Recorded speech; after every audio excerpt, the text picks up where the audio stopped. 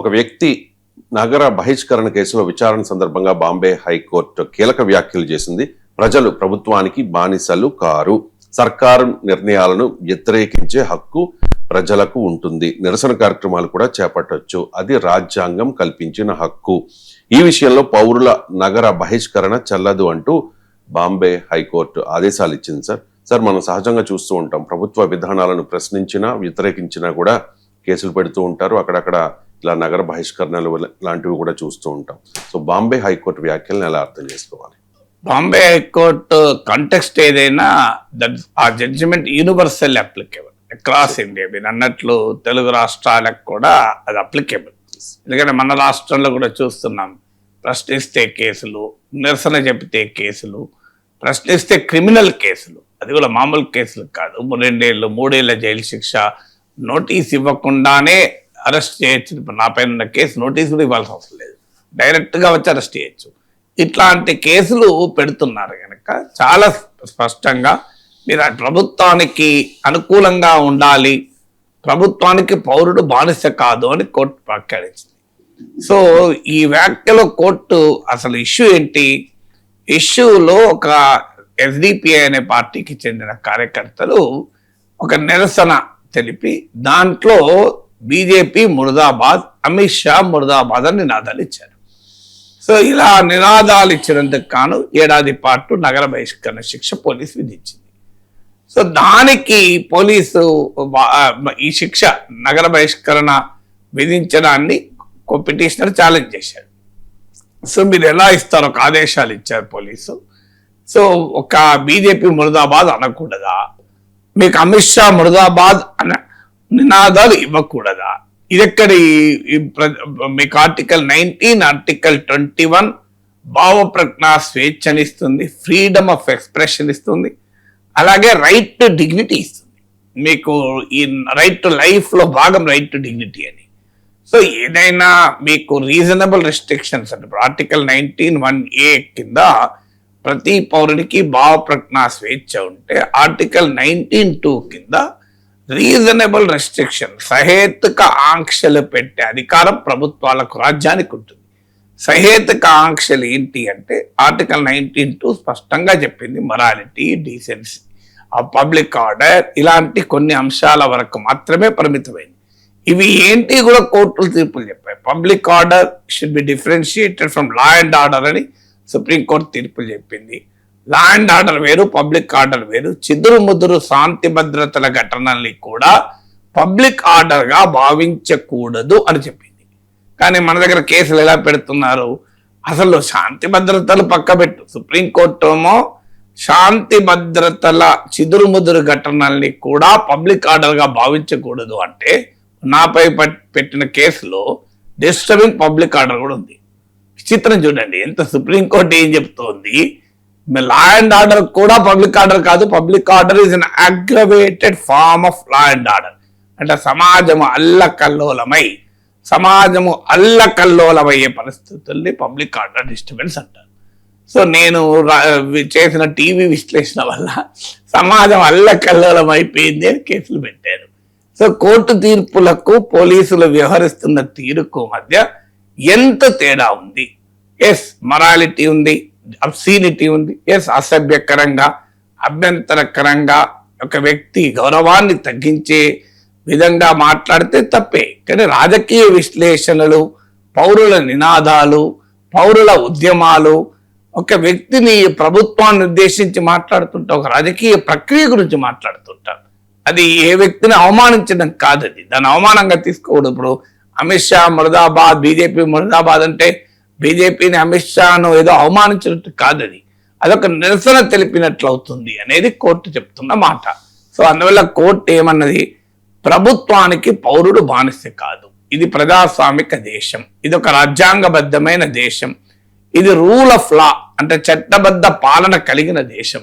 ఈ దేశంలో పౌరుడు నిరంతరం ప్రశ్నించవచ్చు. ఎవరిని ప్రశ్నిస్తారు? అధికారంలో ఉన్న వాళ్ళని కదా ప్రశ్నించేది, అధికారంలో లేని వాళ్ళనైతే ఎవరు ప్రశ్నించారు కదా.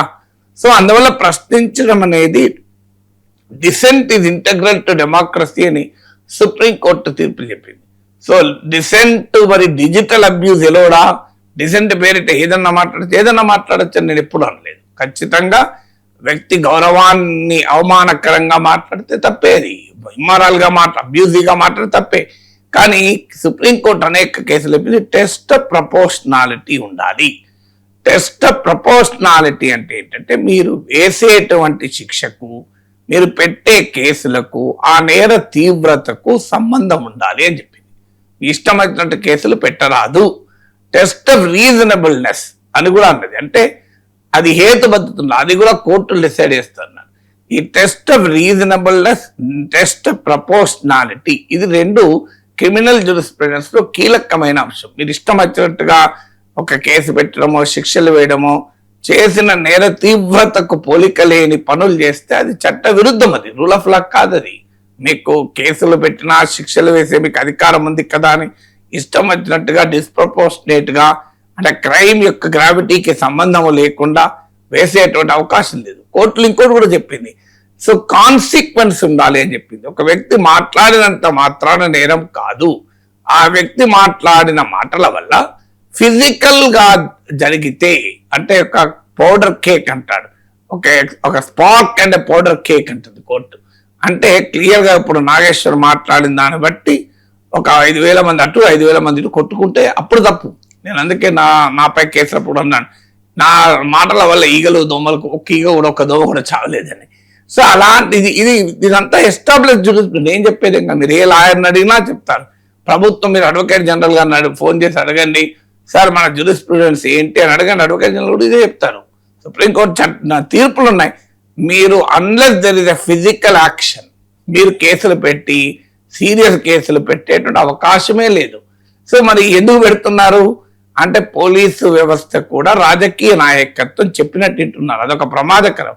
పోలీసు వ్యవస్థ రాజకీయ నాయకుల చెప్పినట్టునేటువంటి స్థితికి రాజకీయ నాయకులు పోలీసు వ్యవస్థను తీసుకొచ్చారు.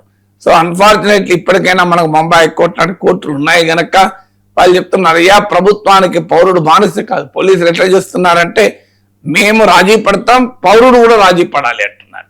పోలీసు వ్యవస్థ కూడా మళ్ళీ అప్పీల్ చేసేది అంటే, అయ్యా అందరూ కాదు, కొందరు మీరు రాజీ పడకండి, చట్ట విరుద్ధమైన పనిని మిమ్మల్ని చేయమని ఒక రాజకీయ నాయకుడు చెప్తే, ఒక ఎమ్మెల్యే చెప్తే, ఎంపీ చెప్తే, మంత్రి చెప్తే, ఈవెన్ ముఖ్యమంత్రి చెప్పినా అయ్యా ఇది చట్టం అంగీకరించదు అని చెప్పండి. నేను రూల్ ఆఫ్ లా కట్టుబడ్డాను. కానీ అన్ఫార్చునేట్లీ పోలీసుల ప్రాబ్లం ఏంటి పాపం, వాళ్ళని కూడా మనం పూర్తిగా తప్పట్లేదు. రాజకీయ నాయకులు ఏం చేస్తారు, వాళ్ళని ఏదో దాంట్లో ఇరికిచ్చి సస్పెండ్ చేస్తారు, లేదంటే ఆ ట్రాన్స్ఫర్ చేస్తారు, లేదంటే ప్రమోషన్ అడ్డుకుంటారు, నానా ఇబ్బందులు పెడతారు. అందువల్ల వాళ్ళు ఎందుకు ఈ తలనొప్పి అని చెప్పి రాజకీయ నాయకులు చెప్పినట్టు చేస్తున్నారు, రాజకీయ నాయకులు చెప్పినట్టు కేసులు పెడుతున్నారు. ఇప్పుడు ఎవరో ఒకరు కేసు పెట్టారనుకోండి, పోలీసు అధికార కేసు తీసుకునేటప్పుడు ఇది మరి ఈ చట్టం ఈ సెక్షన్ కిందకి వస్తుందా, మరి ఈ సెక్షన్ కింద రాదు కదా అని అనుకుంటున్నాడా అంటే వెంటనే ఇప్పుడు నీకు ఇష్టమైనట్టుగా పెడుతున్నారు.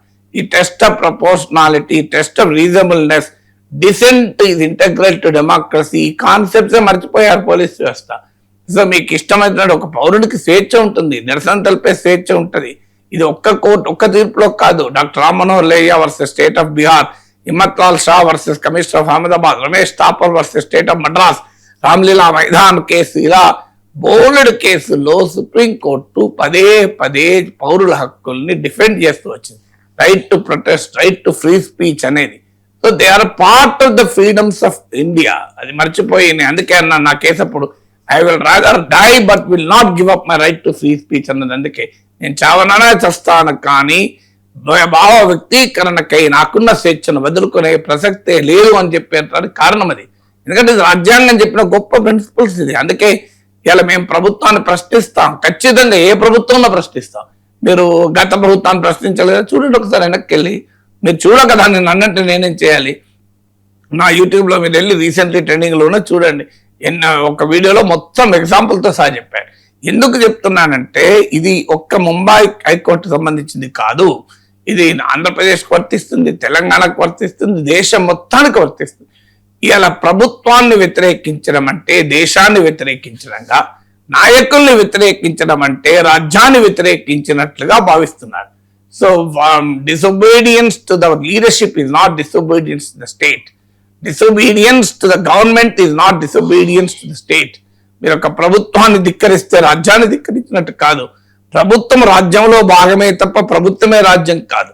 అందులో ప్రభుత్వాన్ని ప్రశ్నించడం అంటే రాష్ట్రాన్ని ప్రశ్నించడము, దేశాన్ని ప్రశ్నించడం అనేది ఎట్టి పరిస్థితుల్లో కాదు. అన్ఫార్చునేట్లీ కోర్టులో ఇంత గొప్ప తీర్పులు చెప్తూనే ఉంటాయి. మన నాయకులు, మన ప్రభుత్వ యంత్రాంగము, మన అధికారంలో ఉన్న పెద్దలు వాళ్ళు ఏమనుకుంటారంటే మాకు పౌరుడు బానిస, మాకు ఓటేశాడు, 5 ఏళ్ల పాటు మమ్మల్ని ఏది అడగద్దు, మమ్మల్ని ప్రశ్నించకూడదు, మమ్మల్ని ఎవరు ప్రశ్నించినా మేము వాళ్ళని శత్రువులుగానే చూస్తాం, మమ్మల్ని ప్రశ్నిస్తే మేము జైల్లో పెడతాం, మమ్మల్ని ప్రశ్నిస్తే కేసులు పెడతాం, మమ్మల్ని ప్రశ్నిస్తే మా పార్టీ ట్రోల్ ఆర్మీలతో మిమ్మల్ని నీచంగా తిడతాం. ఇది రాజకీయ పార్టీల, అధికారంలో ఉన్న పార్టీల వ్యవహార శైలిగా మారిపోయింది. అందుకే చెప్పింది ప్రభుత్వానికి ప్రజలు బానిసలు కారు. మీరెవరైనా బానిసలు కావాలంటే మీరు రండి, అందరూ కావాలని కోరుకోవడం తప్పలేదు. అన్ఫార్చునేట్లీ పార్టీలలో కూడా కార్యకర్తలు బానిసలుగా మార్చుకుంటున్నారు. వీళ్ళు ఏం మాట్లాడినా వాళ్ళని చేయగొట్టమంటున్నారు. కార్యకర్తలు కూడా యాక్టివ్గా ఉండాలి. ఇది న్యాయం కాదు, మన పార్టీ వైఖరి సరైనది కాదు చెప్పగలగాలి. ఆ రకంగా రాజకీయ పార్టీలు డెమోక్రటిక్ గా లేవు మన దేశంలో. పోలీస్ యంత్రాంగమే డెమోక్రటిక్ గా ఆలోచించలేకపోతుంది. అందులో కొందరు, అందరు కాదు కానీ కొందరు పోలీస్ అధికారులు చెప్పినట్టు వింటున్నారు. లేకపోతే సాయి కృష్ణ అదృశ్యం కేసు ఎట్లవుతుంది, లాకప్ డెత్ ఎందుకు అవుతుంది? నిజంగానే చట్టబద్ధ పాలన కాన్షియస్నెస్ ఉంటే, లాకప్ లో ఉన్న నేరస్తుడికైనా హక్కులుంటాయన్న భావన సిఐలకు ఉంటే ఇలాంటి పరిస్థితి వస్తుందా? కాదు కదా. అందువల్ల ఇప్పటికైనా ప్రభుత్వానికి పౌరుడు బానిస కాదు. ఇది ముంబై హైకోర్టు ఇచ్చిన ఈ తీర్పు నిజంగా సువర్ణాక్షరాలతో రాయించాలి. ప్రతి పోలీస్ స్టేషన్లో, ప్రతి ప్రభుత్వ కార్యాలయంలో చెక్కాలి దీన్ని గోడ మీద, పౌరుడు ప్రభుత్వానికి పౌరుడు బానిస కాదు అని. ప్రతి మంత్రి కార్యాలయంలో అంతలా చెక్కాలి, ప్రభుత్వానికి పౌరుడు బానిస కాదు అని. ఇది అంత కీలకమైన జడ్జిమెంట్ హైకోర్టు ఇచ్చింది, ముంబై హైకోర్టు.